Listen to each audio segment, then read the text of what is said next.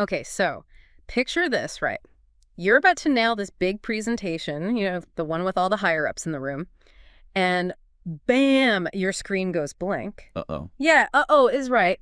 And instead of your killer slides, a message pops up. It says your files are locked and you need to pay a hefty sum to get them back. Ransomware. Yikes. Exactly. And it's that kind of terrifying scenario that's unfortunately becoming way too common. Cyber attacks are everywhere these days. And that's why we're doing this deep dive, right?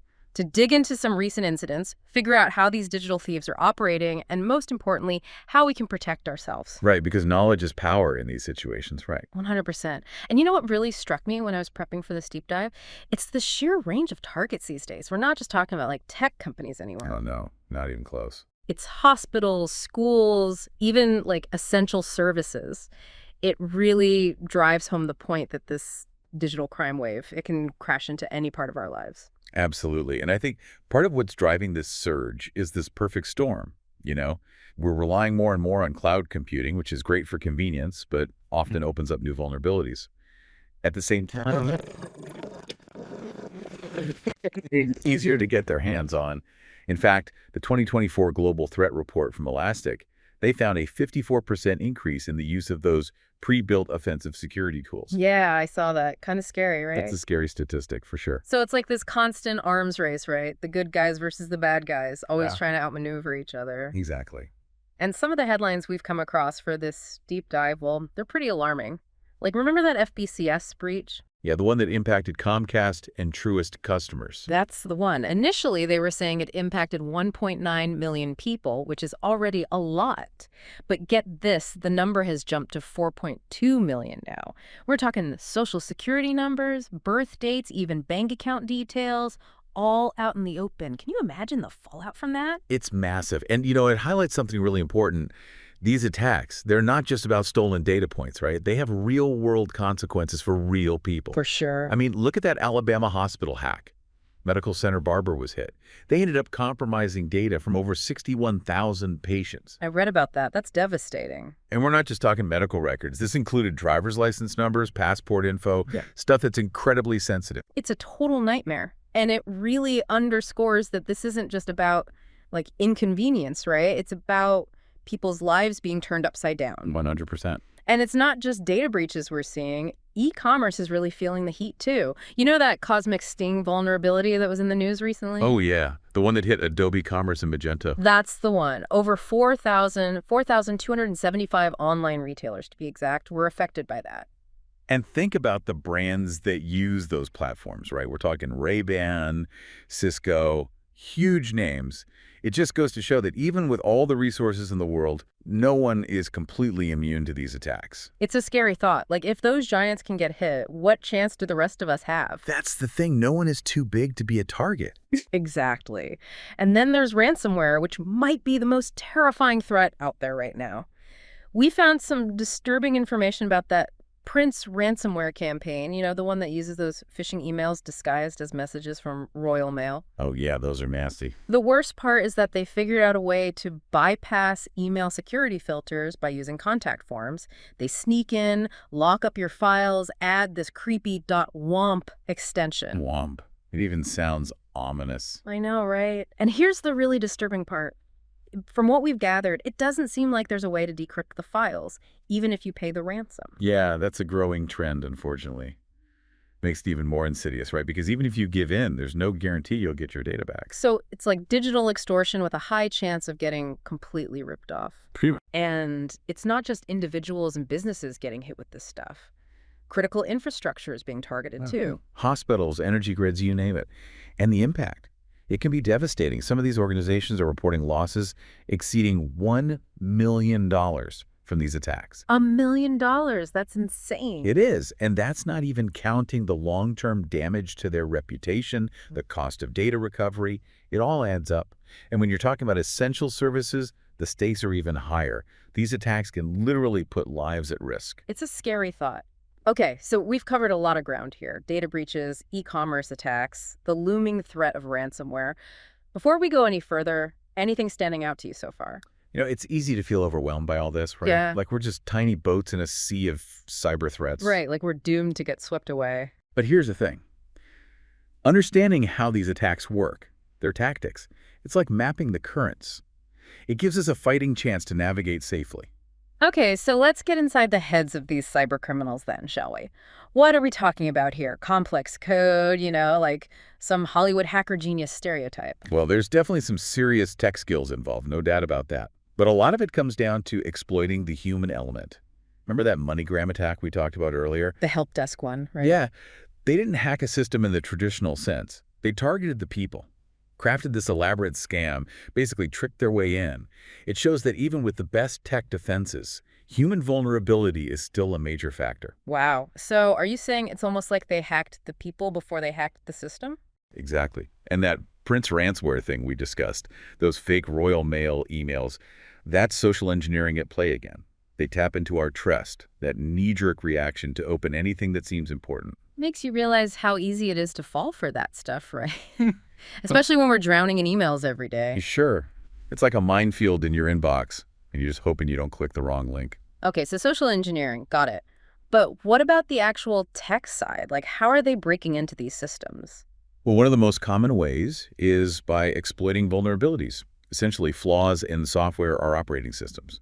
Think of it like a crack in a wall. Find the right spot, the whole thing crumbles. Exactly. They find these weak points in the code, and they get in.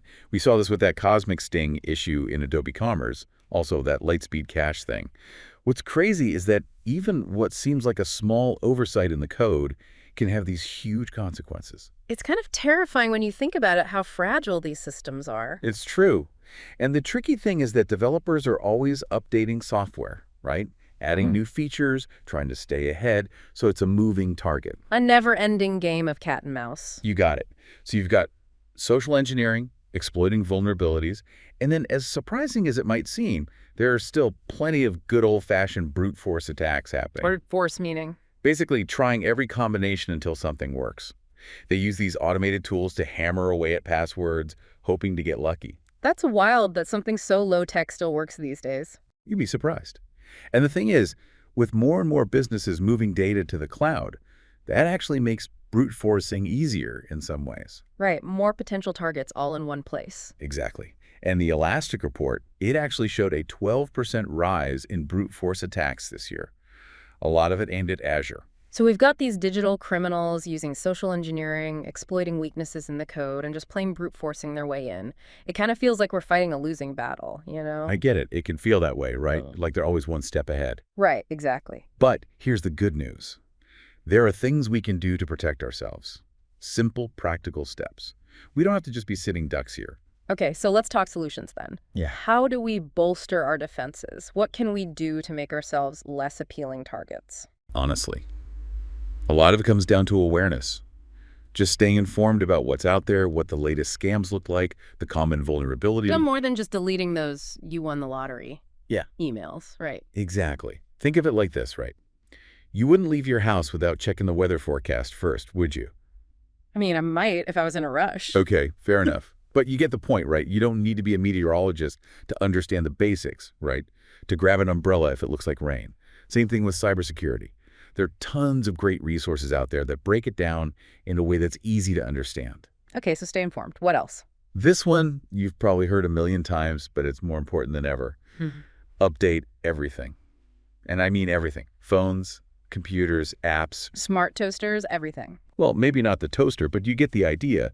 Those updates, they're not just about getting the latest bells and whistles. They often include critical security patches. Right, like that Apple update we talked about earlier, the one that fixed that voiceover vulnerability. Exactly. That's a perfect example. It might seem small, but those updates can be the difference between a secure device and one that's wide open to attack. It's like locking your front door. It's a simple step, but it makes a world of difference. Right, makes sense. Okay, so updates are crucial. What else should we be thinking about? Strong passwords and two-factor authentication.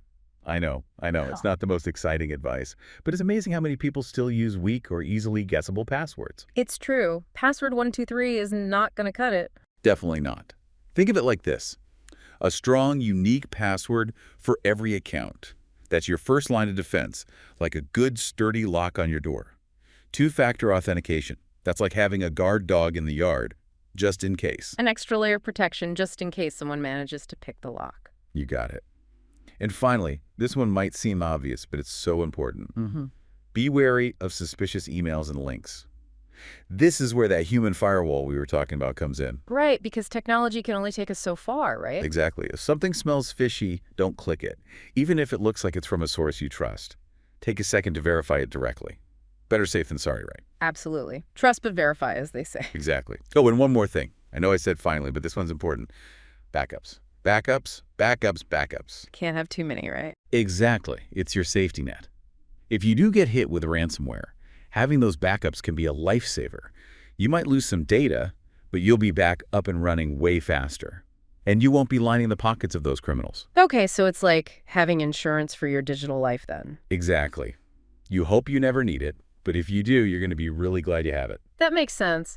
You know, listening to all this, it strikes me that staying safe online, it's not about becoming some kind of tech genius overnight. Not at all. It's about being aware, being prepared, and just taking these small but crucial steps. You got it. Cybersecurity, it's a shared responsibility. We all have a part to play in making the digital world a little bit safer one step at a time. Well said. Well, it feels like we've trekked through a digital jungle today, encountered some seriously wild creatures, learned how to avoid the quicksand. Right. It's a wild world out there. It really is. But hey, with the right knowledge and the right tools, we can explore this landscape safely and confidently. So, as we wrap things up here, I want to leave you with this thought. We're living in a world that's more interconnected than ever before. So what does digital responsibility mean to you? What steps can you take today to make your online life just a little bit safer? Such a good question. Thanks for joining us for this deep dive. We'll catch you next time. Until then, stay curious, stay vigilant, and stay safe.